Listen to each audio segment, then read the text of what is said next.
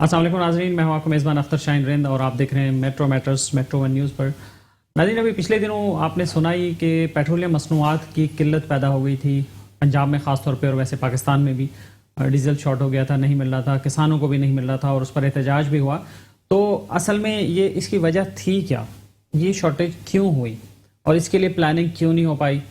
اور پاکستان کہاں سے پیٹرولیم مصنوعات لیتا ہے، اس کو آنے میں کتنا ٹائم لگتا ہے، اس کے لیے کتنا پلاننگ کی ضرورت ہوتی ہے، پہلے سے کیا کیا انتظام کرنا پڑتا ہے، اس حوالے سے ہم بات کریں گے۔ ہمارے ساتھ اسٹوڈیو میں جوائن کیا ہمارے مہمان محترم جناب ملک خدابخش صاحب، جو کہ سی او ہیں ملک گروپ آف کمپنیز کے، اور اس کے ساتھ ساتھ پیٹرولیم اور سی این جی ڈیلرز ایسوسی ایشن کے بھی رہنما ہیں۔ السلام علیکم ملک صاحب۔ وعلیکم السلام جی۔ ملک صاحب، بتائیے کہ یہ کیوں بحران ایک آیا تھا پیٹرولیم مصنوعات کا، اور کیا ابھی بھی برقرار ہے؟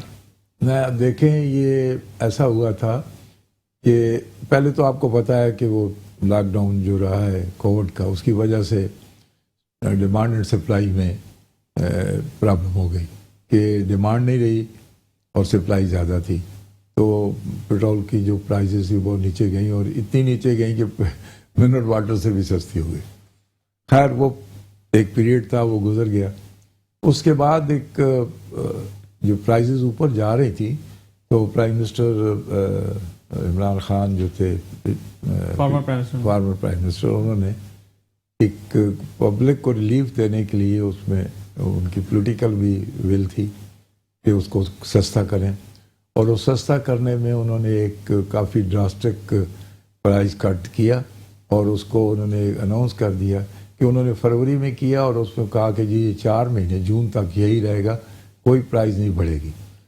اس سے پرابلم کیا کریٹ ہوئی کہ جو انہوں نے پرائز فکس کی، وہ باہر کی پرائز تقریباً وہ پرائز تھی $84 پہ، اور بعض اس وقت بل رہا تھا $118 $116 پہ پرائز بک رہی۔ تو difference between the purchasing price اور سیلنگ پرائز میں اتنا ڈفرینس آ گیا کہ آئل مارکیٹنگ کمپنیز کو یا ریفائنری کو جو ریفائن کرتے ہیں کروڈ آئل کو، ان کو یہ بزنس کرنا مشکل ہو گیا۔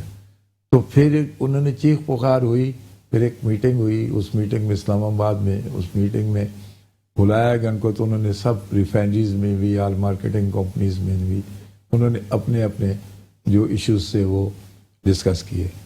تو انہوں نے اپنے لاسز بتائے کہ اتنے لاسز ہو رہے ہیں۔ اس وقت پہ یہ فیصلہ ہوا، گورنمنٹ نے یہ فیصلہ کیا کہ ایک پرائم منسٹر نے اناؤنس کر دیا، اس کو ہم فالو کریں گے، لیکن جو آپ کے جو نقصانات ہیں وہ ہم ڈیفر پیمنٹ کریں گے، آپ کو سبسیڈائز کریں گے۔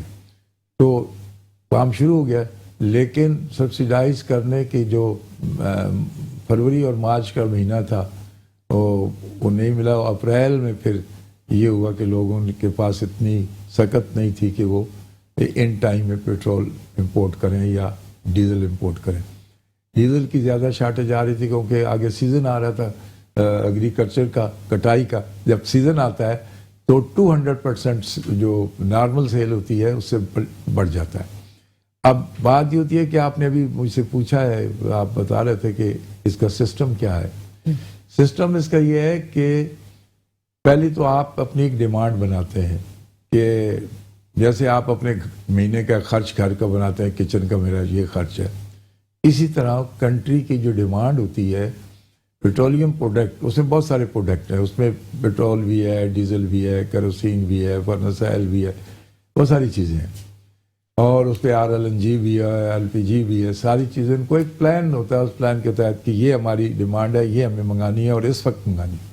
تو اس وقت یہ لیک آف بزنس ہوا ہے کہ ان ٹائم وہ پلاننگ نہیں کی ہے۔ اچھا، وہ پلاننگ کا فقدان ہوا ہے اور آگے وہ فورس ہی نہیں کر سکے۔ اس کی وجہ یہ ہے کہ یہ پتہ نہیں لگ سکا، جو پیٹرولیم پروڈکٹ تھا اس کے لیے آپ کو 45 ڈیز چاہیے، جو آپ کی گورنمنٹ پرائز ڈٹرمن کرتی ہے وہ بھی 45 ڈیز پہ کرتی ہے۔ کیوں 45 ڈیز پہ کرتی ہے؟ کہ آپ انٹرنیشنل مارکیٹ میں جب کوئی پرچیز کرنے جاتے ہیں پیٹرولیم پروڈکٹ، کہاں سے خریدتے ہیں ویسے پاکستان؟ کہاں سے؟ 4 مارکیٹ ہیں دنیا میں۔ ایک امریکہ کی ہے، اسے کوسٹل مارکیٹ کہتے ہیں۔ کوسٹل جو ہے اس کا 30، اگر ہم کوئی چیز وہاں سے منگائیں تو 35 ڈیز لگتے ہیں ویسل کو، جہاز کو لانے میں، تو اس کا فریٹ اتنا زیادہ ہو جاتا ہے کہ وی کانٹ افورڈ، تو اس کو تو آپ چھوڑ دیں۔ اس کے بعد 3 तीन मार्केट रह गई। एक मार्केट है यूएई की जो गल्फ से आती है, वो 3 दिन में जहाज आ जाता है, लेकिन वहाँ पेट्रोल या डीजल मिलना मुश्किल इसलिए होता है कि जो वहाँ के शहजादे हैं उनको जो कोटा मिलता है वो भेज देते हैं, पहले भेज देते हैं, एडवांस सौदे करके भेज देते हैं, और बड़े स्मार्ट लोग हैं।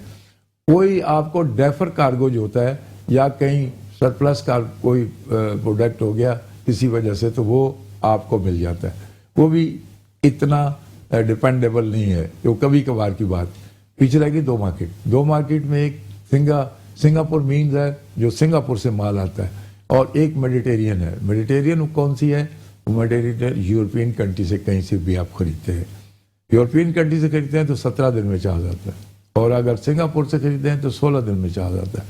लेकिन सबसे पहले जब आप जहाज कहीं से माल खरीदते हैं तो वो एक एलसी ड्राफ्ट देते हैं आपको, कि आप बैंक को देते हैं। वो एलसी ड्राफ्ट पे नेगोशिएशन होती हैं कि उनकी जो रिक्वायरमेंट है वो ठीक है, बैंक उसको जो है फॉलो करता है, एक्सेप्ट करता है, तो फिर एलसी ओके होती है, तो फिर वो माल खरीद लिया।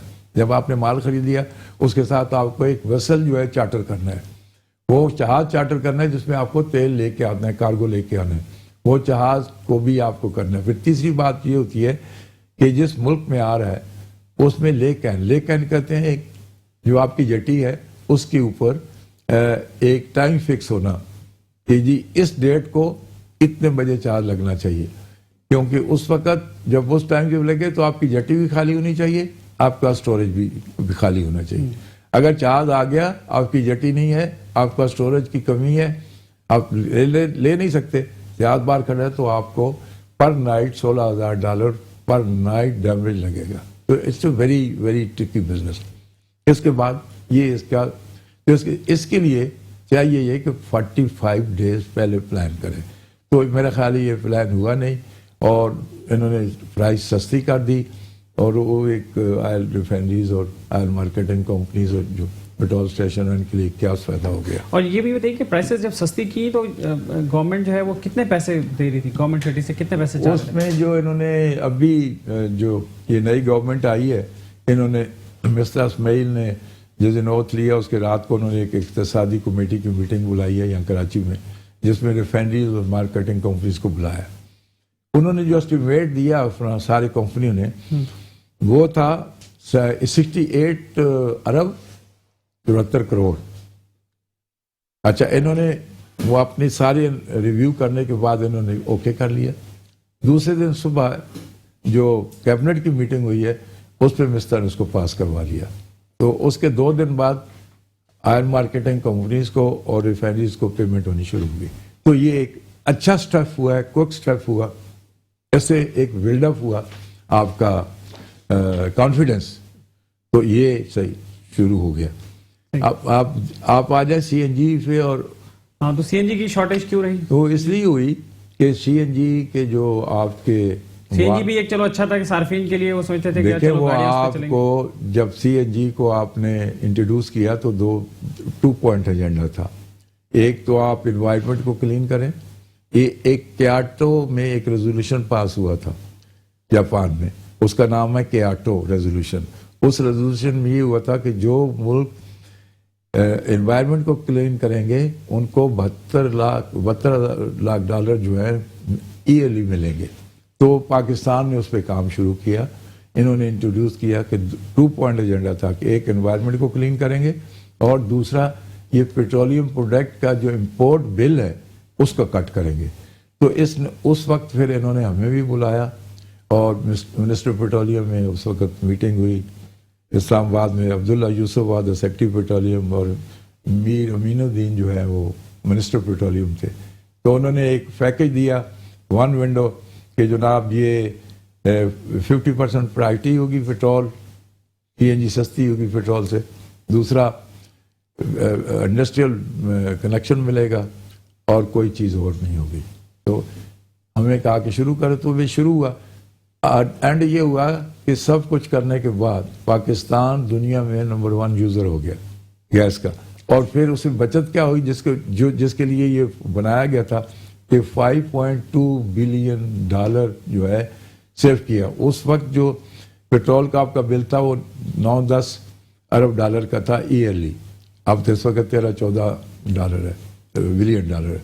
तो वो 5 बच गया, तो 10 में से अगर 5 बच गया तो 50% शेयर कर लिया उन्होंने। और ये क्यों कर लिया कि ये सिर्फ था, प्लान ये था कि शुरू में छोटी गाड़ियों को अलाउ किया जाए, उस पर टेस्ट किया जाए, ताकि टेक्निकल टीमें भी जो हैं वो भी तैयार हो जाएं और सेफ्टी के जो एस्पेक्ट हैं वो भी ठीक हो जाएं और हम लोग भी ट्रेंड हो जाएं, और फिर हम इसको हैवी ट्रांसपोर्ट पे लेके आए।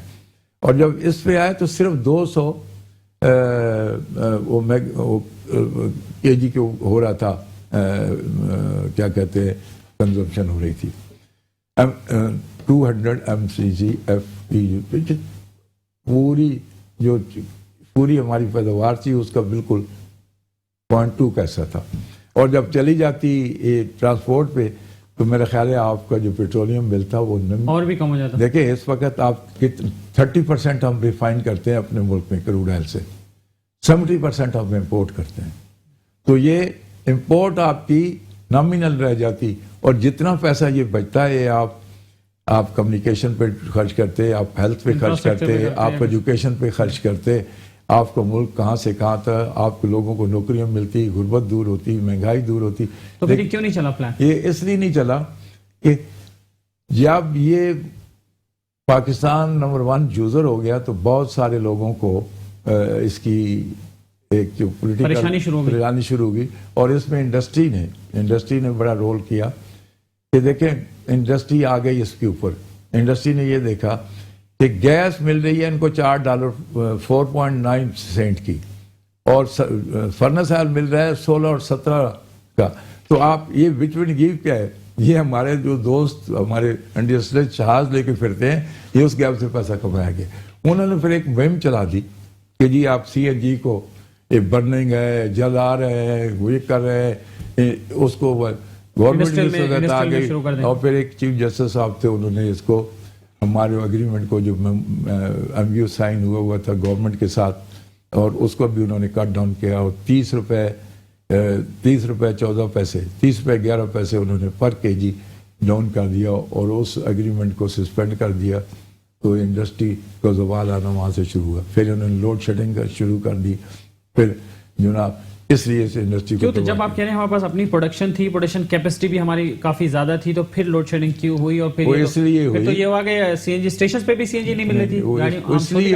इसलिए हुई कि इसके ऊपर किसी ने काम नहीं किया। मैं आपको ये बताऊं, जो आपके 16 वाल्व्स हैं बलूचिस्तान में, वो डिप्लीशन क्योंकि उनका एनुअल मेंटेनेंस नहीं होना शुरू है due to some law and order problem. तो उसके बाद वो डिप्लीट होने, उस पर किसी ने तवज्जो नहीं दी। अगर उसको मेंटेनेंस होता रहा था तो वो फ्रेशर नेचुरल मैकेनिज्म क्या है वैसे आपने खुद पर्सनली देखा है? हाँ, मैंने इसलिए देखा है, उस वक्त तो मुशर्रफ साहब की हुकूमत थी, और मैंने इस बिजनेस को, रिफाइनरी को भी मैंने 2-3 महीने रिफाइनरी में रह के स्टडी किया, पूरी सिस्टम बाहर भी मैं इसको सीख के आया। इसकी दुनिया के जितने कंपोनेंट हैं, वो चाहे डिस्पेंसर हैं, चाहे सबमर्सिबल पंप है या UGV, ये सब मैंने इंट्रोड्यूस किया पाकिस्तान में बाहर से सीख के आके। उसके बाद मुझे ये था कि ये कुएँ के तेग गैस कैसे निकलती है, तो मुझे किसी ने कहा कि आप वहाँ जाके देखें। उस वक्त लॉ एंड ऑर्डर की पोजीशन ठीक नहीं थी, और कुछ घर वाले मुझे कह रहे थे कि नहीं जाए, लेकिन मैं वहाँ एक बटालियन लगी हुई थी जो मुशर्रफ साहब ने उसको डिप्यूट किया हुआ था, वो सिक्योरिटी पर्पस के लिए थी, एक पूरी यूनिट थी वहाँ। तो उन यूनिट से किसी के थ्रू कांटेक्ट किया और उन्होंने मुझे बुलाया। मैं जब एयरपोर्ट पे उतरा तो उनकी जीप आई, मुझे लेके कमांडो साथ लेके गए। वो मैंने देखा कि वो जो वाल्व हैं वो अब डिप्लीशन पे क्यों हैं, इसलिए है कि उनका एनुअल मेंटेनेंस नहीं हो रहा, टर्न अराउंड उसको कहते हैं, वो एनुअल मेंटेनेंस नहीं हो रहा। जो जब मेंटेनेंस नहीं हो रहा तो उनका प्रेशर डाउन होता जा रहा है। अब ये सूरत हाल आ गई कि प्रेशर कंप्रेसर लगा के प्रेशर चेक करते, जैसे आप देखते कि किसी घर में पानी नहीं आता तो वो सक्शन पंप लगा के खींचते, तो दैट वाज उसका, और उसका एक नेचुरल प्रेशर और होता है, उसमें फ्लो क्या होती है, और ये पंप से खींचने से उसका फ्लो क्या होती है। तो ये हाल हो गई CNG। फिर जो आप देखें जब ये कहीं खुदाई करके से निकाल रहे थे तो گیس مل رہی تھی پاکستان. اب سندھ میں دیکھیں 68% اس کی پروڈکشن وہ فارمرز ہے, لیکن اس پہ توجہ نہیں دی گئی. اس کی کئی وجوہات ہیں. میں نہیں سمجھتا, میں سیاست کو, ہم سیاسی لوگ نہیں, ہم یہ بھی ہو سکتا ہے کوئی ایسا ہی موٹیو ہو کہ جان بوجھ کے نہیں توجہ دی گئی. اس کو لگتا ہے یہ اس پہ توجہ کسی نے نہیں دی, اس پہ توجہ نہیں دی, یہ ڈاؤن ہوتی گئی. اور اس پہ جو اس کی جو لوگوں کی اداروں کے بھی اور لوگوں کے ہم نے دیکھا ہے کہ ان کی کوئی توجہ نہیں تھی, اور وہ یہ چاہتے تھے کہ آہستہ آہستہ یہ ختم ہی ہو جائے. اچھا, پھر ہمیں یہ امپریشن آیا کہ گورنمنٹ کا یہ ہے کہ جی یہ کم ہو رہی ہے, ڈپلیٹ ہو رہی ہے, اور RLNG کو لے آؤ. RLNG آ گئی جو انہوں نے یہ بھی ایک وجہ ہو سکتی ہے کہ اس کو انٹروڈیوس کرانا تھا, تو اس لیے اس کو بالکل خاقان عباسی لے کے آئے تھے. انہوں نے ایک اگریمنٹ کیا تھا 13.37 سینٹ پہ ایک معاہدہ کیا ہے انہوں نے 15 سال کا کہ 10 سال کا. اس معاہدے کے تحت 2 ٹرمینل, ایک ٹرمینل لگا پھر دوسرا لگا, اسی تھوڑی سی کیپیسٹی کے ساتھ وہ لے آئے کہ جو اس وقت گورنمنٹ کا یہ یعنی خیال تھا کہ یہ جو پاور ہے اس کو دے کے تو ہم اپنی پاور کو بلڈ اپ کریں, اور کچھ بجلی گھر بھی لگا رہے تھے تو اسی پہ لے کے. لیکن بعد میں جب وہ آ گئی تو انہوں نے اپنی گیس کو بچانے کے لیے, وہ گیس سستی گیس انڈسٹری کو دینے کے لیے, یہ بہت سارے آپ کو پتہ ہے لوگ حکومت کے بھی لوگ ہوتے ہیں اور لوگ اس کو فیور بھی کرتے ہیں, تو وہ ادھر ڈائیورٹ کرنی شروع ہو گئی. کیونکہ وہ سستی کام دیکھے $4.9 پہ $9 پہ آپ ایک $4 کی ایک چیز ملے اور $17 کی ایک چیز ملے, کتنا ڈفرینس ہے, کتنا یعنی سالوں میں لوگ امیر ہو گئے. تو اس کو اس طرح ڈاؤن کیا گیا. RLNG آئی, پھر ہمیں گورنمنٹ نے بھی کہا اور گیس کمپنیوں نے بلایا کہ جی کیونکہ لوڈ شیڈنگ ہو گئی تھی, کبھی ہفتے میں 3 دن بند, کبھی 4 دن بند, کبھی کیا بند, کبھی کیا. تو کسٹمر جو تھا ہمارا, جس میں خاص کر کے اسپیشلی رکشہ والے, ٹیکسیز والے, انہوں نے اپنے سلنڈر اتارنے شروع کر دیے. تو ہم نے بھی اس کو, انہوں نے ہمیں یہ ایڈوانٹیج دیا کہ ہم آپ کو پورا مہینہ سپلائی دیں گے. 3 مہینے کا ٹرائل پہ ایک ہمارے ساتھ کنٹریکٹ کیا ساری ایسوسیشن کے ساتھ, اور اس کنٹریکٹ کے اوپر LNG ہم نے لینی شروع کی. 2 مہینے تو وہ سپلائی کنٹینیوس ملتی رہی, کوئی لوڈ شیڈنگ نہیں ہوئی. اچھا, اس پہ انہوں نے ERDC بھی ختم کر دیا, سیل ٹیکس بھی جو پنجاب میں یہ دے رہے 17 کے بجائے 5 وہ دینا شروع کر دیا. لیکن 2 مہینے کے بعد پھر اسی پہ بھی وہی شارٹیج, وہی لوڈ شیڈنگ, اسی پہ آ گیا. آخر آتے آتے آپ یہ دیکھیں 2.5 مہینے بند, 3 مہینے بند. اب تو CNG کو بھول ہی گئے, مطلب ختم ہو گئی بات, ختم ہو گئی. اب اس کا کوئی اب اس سے میں نے ابھی ایک اوگرا کی میٹنگ ہوئی تھی, تو میں نے اوگرا کی اتھارٹی پوری تھی یہاں PC میں نے ان کو کہا تھا کہ دیکھیں ہم نے ہمارے پاس جو بہت ساری لینڈ ہے وہ انسٹیٹیوشنل لینڈ ہے, اور اس وقت جو کنٹریکٹ سائن ہوئے ہیں CNG کے زمانے میں CNG کے پرافٹ کو دیکھ کے ہوئی ہیں, اور وہ CNG تو اب اور اسی طرح رینٹ جو ہے وہ سیٹ کیے گئے. اب وہ CNG تو ختم ہو گئی, لیکن ہمیں وہ اداروں کو رینٹ دینے پڑ رہے ہیں کیونکہ کہ ہمارا ایگریمنٹ ہے, رائٹنگ ایگریمنٹ ہے, وہ ہماری. اب ظاہر ہے یہ بات تو کوئی نہیں مانے گا کہ آپ کا پروفٹ ہو سکتا ہے, تو آپ بولیں گے پروفٹ نہیں ہو رہا ہمارا. تو یہ اوگرا کے اس میں میں نہیں, میری اسپیچ تھی یہ, میری پریزنٹیشن تھی یہ, تو اتھارٹی نے یہ مانا کہ آپ ٹھیک کہہ رہے ہیں.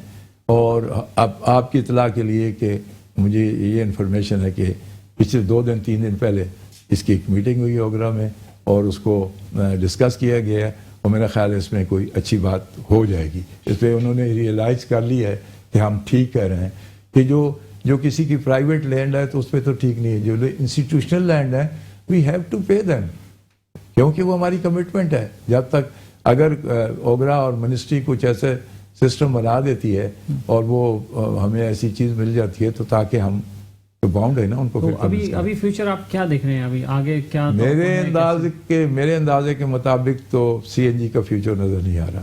اب آپ دیکھیں اسی صورتحال میں, لیکن اگر اسے ریوائیو یہ کریں اور اس طرح میں بتاتا ہوں. اس وقت دیکھیں فیوچر, ہر اسٹیشن جو اسٹیشن آنر ہے اس نے کمپریسر خریدے ہوئے ہیں, کسی نے 2 لگائے ہیں, کسی نے 3 لگائے ہیں, کسی نے 1 لگائے ہیں.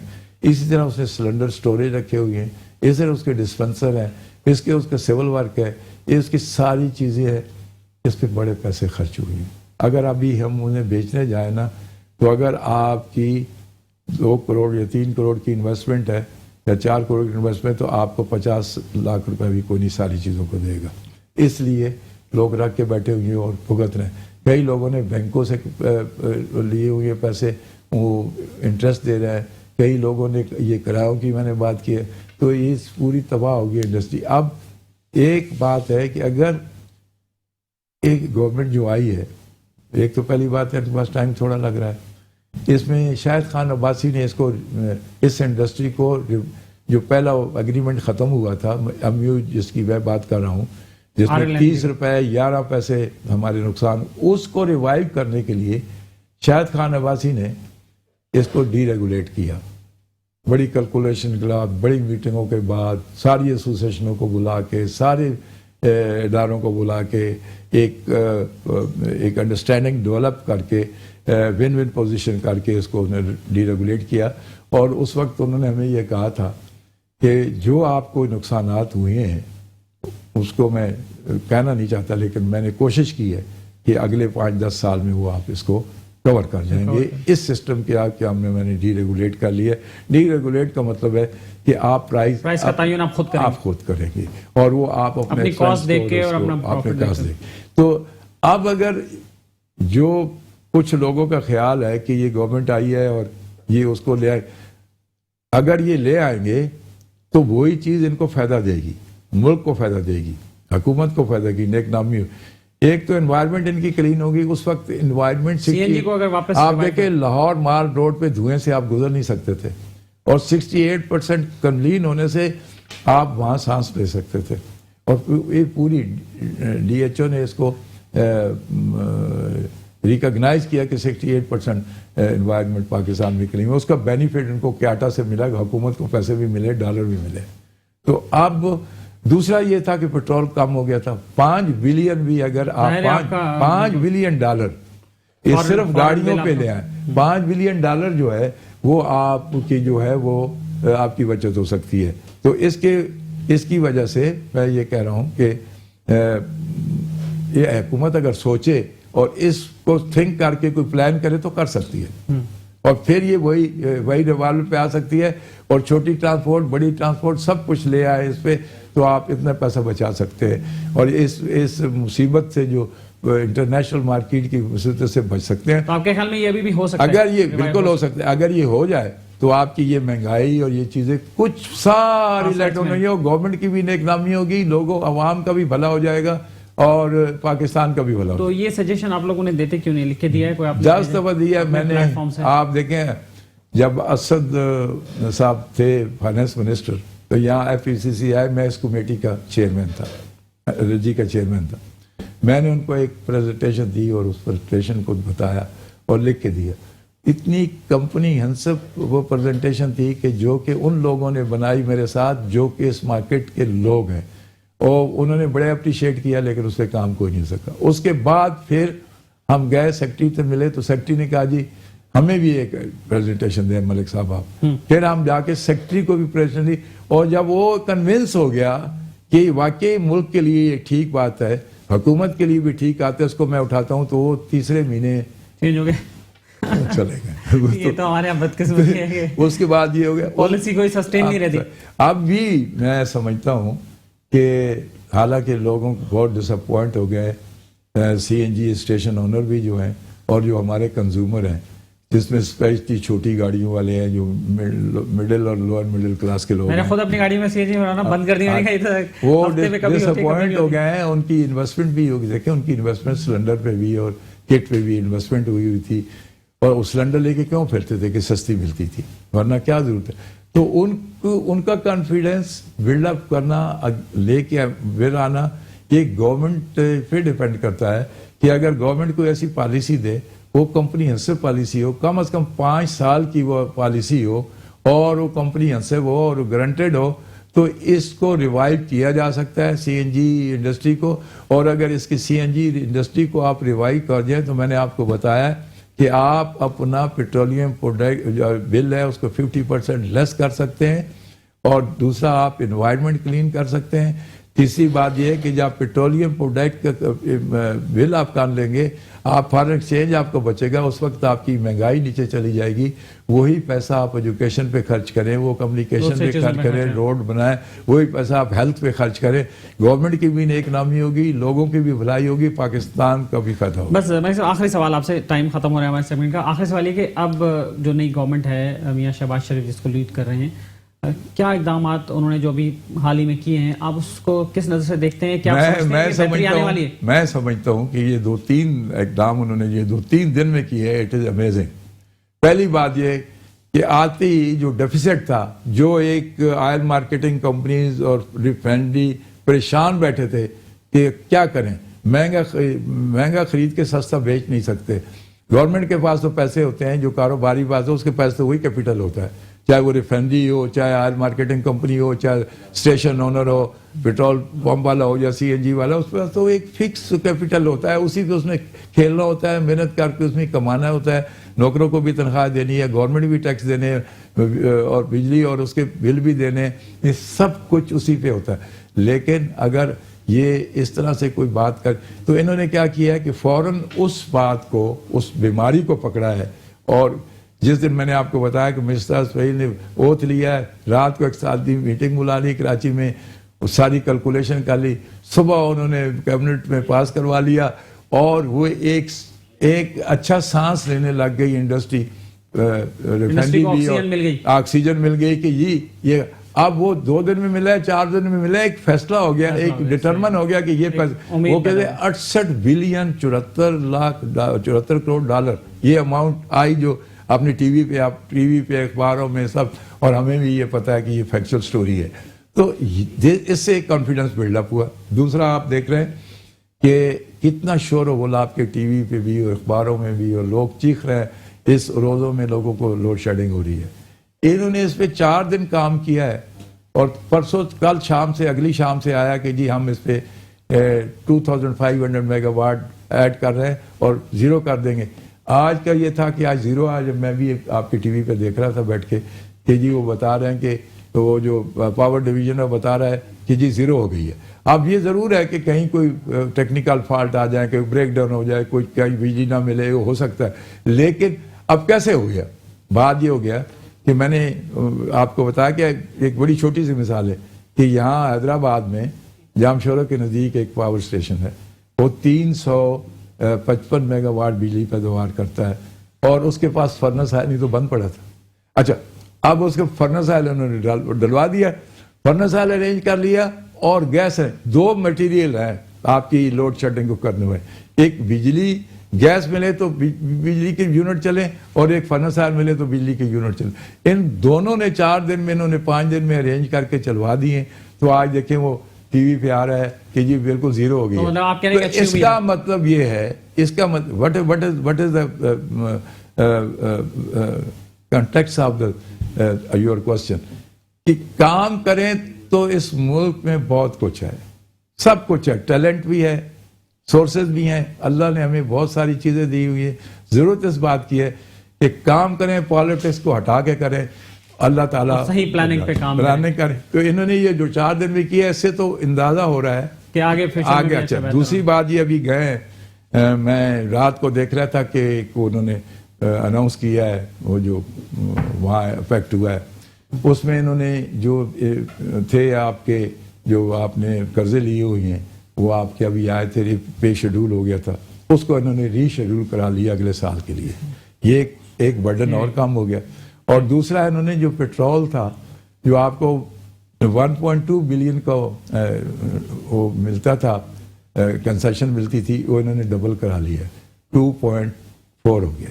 تو یہ 2 سبجیکٹ تو بڑے کلیئر ہو گیا، اور یہ بڑے فائدے والے ہیں. تیسری بات جو یہ ایجنڈا لے کے گئے تھے کہ جی $2 بلین ایکسٹینڈ کرائیں گے اپنے لون میں، یا ایز اے سیکیورٹی بینکوں میں رکھے جائیں یا لون دیا جائے. تو اس کا اس میں مجھے سمجھ نہیں آئی کہ وہ کہ اگر وہ بھی ہو جائے تو ان کے لیے تو بہت بہتر ہو گیا. یہ ان کا جو یہ پیریڈ آگے 6 مہینے، جو بھی 8 مہینے 10 مہینے جو ہیں الیکشن کے، اس میں یہ کافی کام کرے، اور ان کو کام کرنے کی ضرورت ہے. اگر یہ کام کریں گے تو ان کے گورنرز ٹھیک ہوں گے، پاکستان کو فائدہ ہوگا تو ان کو ووٹ بھی ملیں گے، ورنہ پھر وہی بات ہوگی. تو پاکستان کے لیے بہتر کی بات یہ ہے، جو لگتا تو ہے یہ کام کریں گے. چلیں، بہت شکریہ آپ کا ملک خدا صاحب، آپ ہمارے ساتھ موجود رہے ہیں. ناظرین، یہ وقت ہوا ہے ایک بریک کا، اور بریک کے بعد دوبارہ حاضر ہوتے ہیں. ویلکم بیک ناظرین، اور اب ہم بات کریں گے، ماہ رمضان اختتام پذیر ہو رہا ہے، آج آخری روزہ ہے الحمدللہ، اور اس دوران صارفین کے کیا مسائل رہے، صارفین کو مہنگائی کا سامنا کرنا پڑا، انتظامیہ کتنی کامیاب رہی، سندھ گورنمنٹ اور جو ضلعی انتظامیہ ہے وہ کتنی کامیاب رہی صارفین کو ریلیف فراہم کرنے میں، اور اس کے ساتھ ساتھ ہم یہ بھی جاننے کی کوشش کریں گے کہ صارف کا جو اختیار ہے وہ کیا ہے، صارف کیا کر سکتا ہے اپنا حق حاصل کرنے کے لیے، کہاں جا سکتا ہے اور اسے کیا کرنا چاہیے. اس حوالے سے ہم بات کریں گے. ہمیں ٹیلی فون لائن پر جوائن کیا ہے محترم شکیل بیگ صاحب نے، جو کہ چیئرمین ہیں consumer rights protection council of Pakistan کے. صارفین کے حقوق کے لیے وہ کام کرتے رہتے ہیں.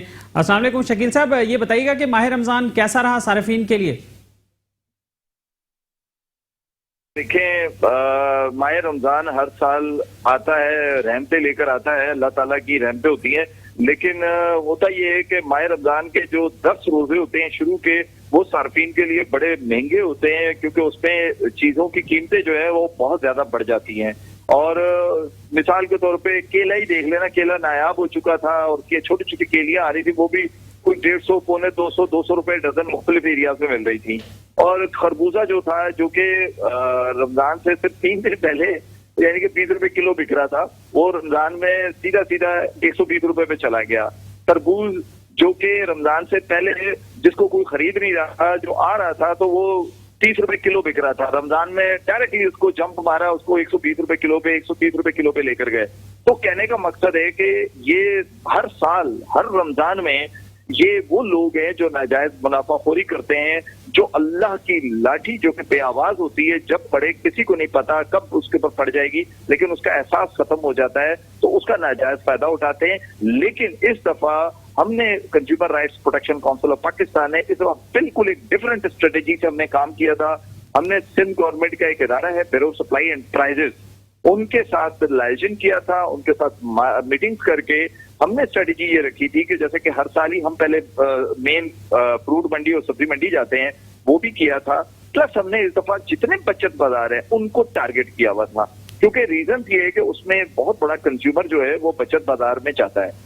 تو جب وہ بچت بازار جاتا ہے تو وہاں پر اس کو اگر چیز مناسب ریٹ میں ملتی ہے، کیونکہ باہر تو دیکھیں اسسٹنٹ کمشنر مختار کار وہ چلے جائیں تو چلے جائیں، نہ جائیں تو نہ جائیں، لیکن کم از کم بچت بازاروں میں ان کے انسپیکٹر ڈپلوٹ تھے، ہر جگہ ان کے انسپیکٹر کی ہم ڈیلی روسٹر چیک کر رہے ہوتے تھے. اور مجھے اس بات کی خوشی ہے کہ ان کے اداروں کے خاص کر ڈائریکٹر جنرل جو ہیں قریشی صاحب، انہوں نے ان کے جو ایڈیز ہیں انہوں نے بھرپور ہمارے ساتھ ہیلپ کی اس معاملے میں، اور ہر بچت بازار میں ان کے آفیسرز ہمارے ساتھ ہوتے تھے. اور آپ بلیو کریں کہ آپ اگر میرا جو سوشل میڈیا پیج آپ دیکھیں، اس پہ آپ کو نظر آئے گا کہ وہ جو تربوز لوگ 130 روپے لے رہے تھے، وہ بچت بازاروں میں 80 روپے کلو ہم بکوا رہے تھے. اور الحمدللہ یہ چیز رہی. لیکن اس میں میں یہ سمجھتا ہوں کہ گورنمنٹ کا جو رول ہوتا ہے وہ ہمیشہ یہ ہوتا ہے کہ ہم جب شعبان آتا ہے، رجب آتا ہے، ہم اس سے پہلے اسٹریٹجی بناتے ہیں. اس دفعہ ایسا ہوا نہیں تھا. صحیح. شکیل بیگ صاحب، یہ بتائیے کہ صارف کو کیا کرنا چاہیے؟ ویسے آپ صارفین کو بتاتے رہتے ہیں، اب ماہ رمضان بھی اختتام پر ہے، تو صارف کا کیا جو حق ہے وہ کیسے حاصل کر سکتا ہے؟ اس میں صارف کو کیا کرنا چاہیے؟ بیچ میں کچھ کمپینز بھی ہوئیں، لاسٹ ایئر بھی کچھ کمپینز ہوئیں کہ اس چیز کا بائیکاٹ کر دیں، استعمال کم کر دیں، ختم کر دیں، لیکن بہت ساری چیزوں کے بغیر گزارا بھی تو نہیں ہے نا. تو صارف کو کیا مشورہ دیں گے؟ ہم نے اسٹریٹجی آج سے 2 سال پہلے ختم کر دی بائیکاٹ والی. ریزن کیا ہوتا ہے کہ میں آپ کو اختر شاہین صاحب، آپ تو خود اس پہ آپ نے بہت کام کیا ہے، بلکہ آپ نے اور ہم نے پورے پاکستان لیول پہ اس چیز کو کیا بھی ہے بیٹھ کر. تو آپ کو پتا ہے کہ بائیکاٹ سے کوئی بھی فرق نہیں پڑتا.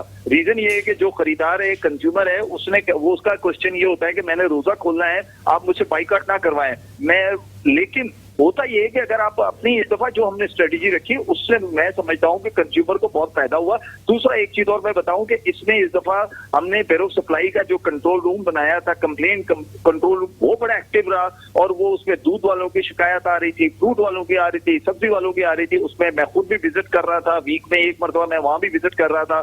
وہاں جو کمپلینس ہوتی تھی وہ ہم دیکھ رہے ہوتے تھے کہ جو رول ہوتی. اچھا ایک چیز اور ہے، کمپلین آنے کے بعد اس کا فیصلہ ہونا اور پھر کنزیومر کو بتانا اور کہ بھائی ये चीज होगी जब वो कंज्यूमर उसको सेटिस्फाई करता था। तो ये मैं समझता हूँ कि इस दफा एक समझ लें कि जो एक प्लानिंग से काम होता है वो इस दफा बेरो सप्लाई एंड प्राइसेस के साथ अपने प्लानिंग से काम किया, और उसका किसी हद तक, मैं ये नहीं कहता कि 100% फायदा होगा, लेकिन किसी हद तक सारिफ को फायदा हुआ। और सारिफ इसमें इस दफा मेरे पास व्हाट्सएप पे भी लोगों की डेली कोई 4, 6, 8, 10, 12 कंप्लेंट्स होती थी। मेरा सोशल मीडिया जो है वो कंप्लेन से भरा हुआ होता था, हम उसी कंप्लेन को फॉरवर्ड करते थे बेरो सप्लाई एंड प्राइसेस को, और जहां मेरा एक्सेस हो सकता था, जिस इलाके में मैं जा सकता था, वहां मैं अपनी हद तक जाता था। देखिए पहले अशरे में ये रहा, फिर उसके बाद दूसरे अशरे में थोड़े फ्रूट की और कीमतें कम होनी शुरू हो गई। तीसरे अशरे में क्या होता है कि फिर जब तीसरा अशरा करीब होता है, ईद के करीब आता है ना, तो फिर लोग जो है ना उनका रुझान चला जाता है दूसरी मार्केटों की तरफ। वो है कपड़े की मार्केट, कपड़े खरीदना, जूते खरीदना, इस तरह की चीजें खरीदना, तो कंज्यूमर फ्रूट की तरफ से हट जाता है। लेकिन इसमें ये होता है कि ईद से 3 दिन का, इसीलिए से बढ़ना शुरू हो जाता है, खासकर थोड़ा टमाटर महंगा होना शुरू हो जाता है, क्योंकि लोगों को ये होता है कि इन्होंने एक। और तीसरे नंबर पे मुर्गी के रेट, क्योंकि जो गाय का गोश्त अभी तक कंज्यूमर उस तरीके से परचेज नहीं कर रहा, क्योंकि कंज्यूमर को अभी तक डर है कि खुदा ना खास्ता उसकी जो बीमारी है उसके नुकसान ना हो। हालांकि बीमारी तकरीबन खत्म हो चुकी है और उसकी चूंकि वैक्सीनेशन भी गवर्नमेंट ने करवा दी थी, लेकिन लोगों का रुझान मुर्गी की तरफ बहुत है। तो मुर्गी पे जो है ना कीमतें कंट्रोल्ड नहीं है, आउट ऑफ कंट्रोल्ड है, और ये हम कमिश्नर हाउस को भी बता चुके हैं। और अभी हमने बेरो सप्लाई से, आज बेरो सप्लाई के साथ, बल्कि मेरी अभी 4 बजे के टाइम एक वो भी है, हमने सर्वे भी एक रखा हुआ है जहां हमने विजिट करना है कुछ एरियाज का। तो कहने का मकसद है कि मिला जुला रुझान रहा, लेकिन मैं ये समझता हूँ कि हर साल की तरह इस साल भी महंगाई बहुत रही, और ऐसा लगा कि काफी चीजें और महंगी हो गई, क्योंकि एक खाली आप देखें ना, कंज्यूमर की खाली फ्रूट से नहीं लगा रहता, उसको रोजों में मशरूबात में भी चीजें लेनी होती है, वो उनके रेट्स काफी बढ़ गए थे और वो कम आप नहीं करवा सकते। यूटिलिटी स्टोर्स पे सब्सिडी का कहा गया, वो सब्सिडी नहीं लोगों को मिली जिस तरह मिलनी चाहिए थी यूटिलिटी स्टोर्स पे, बल्कि लोगों के साथ बड़ी इंसल्ट की गई। मैं समझता हूँ कि बेचारों के साथ बड़ी बड़ी लाइनें लगाई गई, वहां पर भी हमने एक आध विजिट किया है। लेकिन मुझे अफसोस से कहना पड़ता है कि यूटिलिटी स्टोर्स में जैसे लास्ट ईयर उन्होंने अच्छा मेंटेन किया था, इस दफा उनका कोई इतना अच्छा मेंटेन नहीं था, कराची में खासकर।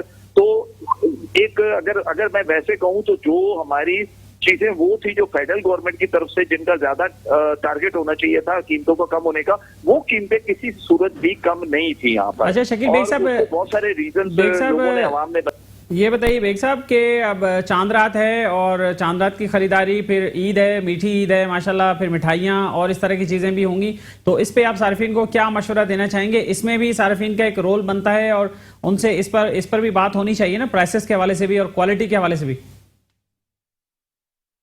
पहले आपका, और मैं आपको एक और मजे की बात बताता हूँ कि कल मैं बैंक में बैठा हुआ था, सैटरडे को, तो बैंक में वो न्यू करेंसी का कुछ इशू चल रहा था किसी कंज्यूमर का, तो वो कंप्लेन कर रहा था, तो मैं वहां चला गया। तो मैं फिर बैंक के साथ, तो मैनेजर के साथ मेरी बात हो रही थी, तो वो बैंक मैनेजर बता रहा था कि इस दफा मुझे लगता है कि लोगों की खरीदारी बहुत है।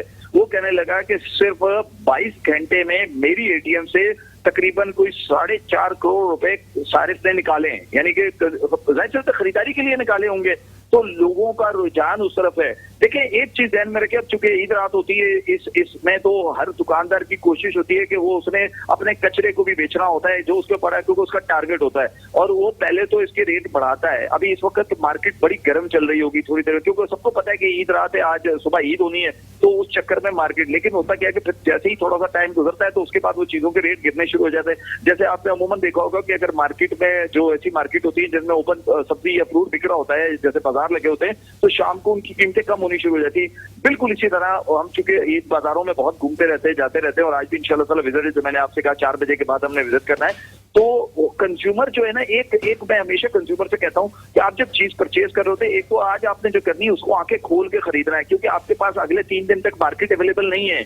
आप जो भी कपड़ा खरीद रहे हैं उसको आंखें खोल के लें, ऐसा ना हो कि आप कोई साइज कुछ और लें, अंदर क्वालिटी कुछ और निकले, तो अगर चेंज भी करना पड़ गया तो आपको 3 दिन के बाद करना पड़ेगा, और फिर उस टाइम तक आपकी ईद खराब हो सकती है। इसलिए जो भी चीजें, और इसमें मैं आपके तवज्जो से उन खवातीन को अटेंशन करना चाहूंगा जो मेहंदी परचेज करती हैं, तो प्लीज मेहंदी खरीदते वेट केमिकल वाली मेहंदी ना परचेज करें, क्योंकि लास्ट ईयर भी बहुत सारी कंप्लेंट्स आई थी कि किसी का स्किन इशू हो गया था, किसी के साथ कोई प्रॉब्लम हो गया था।